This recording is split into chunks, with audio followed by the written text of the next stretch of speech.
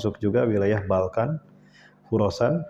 Nah, kemudian Syam turun ke bawah melahirkan bumi bangsa Arab, akhiran bangsa Arab. Sekarang Syam itu pecah menjadi Palestina, Jordan, Suriah, Lebanon, jadi 4 negara. Sebetulnya ada 5. Di tengah-tengah itu ada yang bernama Gorzagor, wilayah yang luas juga. Nah, ibu kotanya Sodom dan Gomorrah. Cuma di zaman Nabi Lut kan mereka menolak beriman pada Allah, bertaubat. Mereka melakukan perbuatan sodomi kan. Istilah keren sekarang LGBT.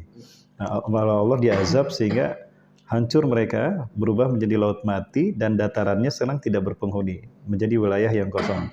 Nah, itu menjadi wilayah yang di tengah-tengah antara Palestina, Jordan, Suriah, Lebanon. Nah, wilayah Syam ini, adapun Ham yang ketiga, itu melahirkan Mesir dan Afrika.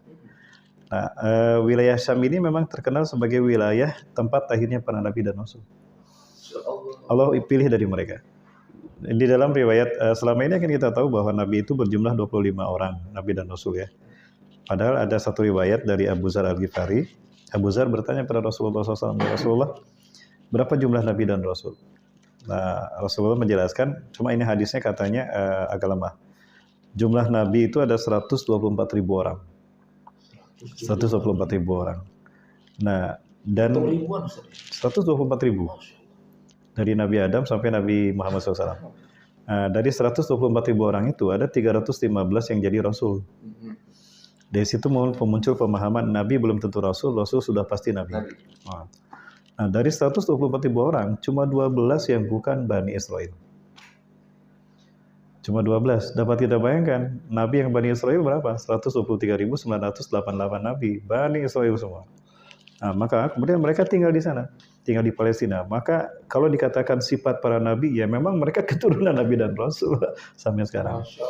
Ya, dari situ barangkali budaya cara berpikir mereka, termasuk memang alam mereka yang Allah berkahi. Di dalam Quran surat Al-Isra, A'udzubillahi minasyaitonir rajim, Allah mengatakan, Subhanalladzi asra bi abdihi lailan minal masjidil haram ilal masjidil aqsa alladzi barakna, yang kami berkahi sekelilingnya.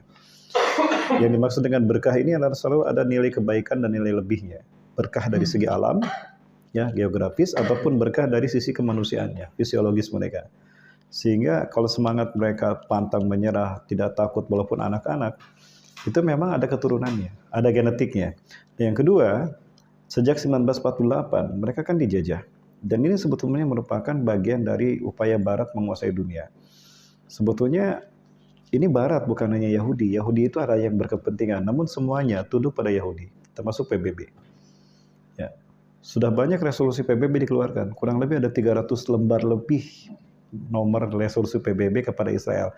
Pertanyaan saya, ada nggak saya satu lembar, satu resolusi dari 300 resolusi itu yang berwujud menjadi hukuman kepada Israel? Nggak ada.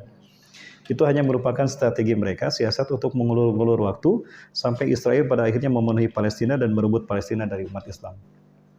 Itu strategi mereka. Maka menggunakan mulut-mulut Amerika agar Yerusalem itu jatuh ke tangan mereka.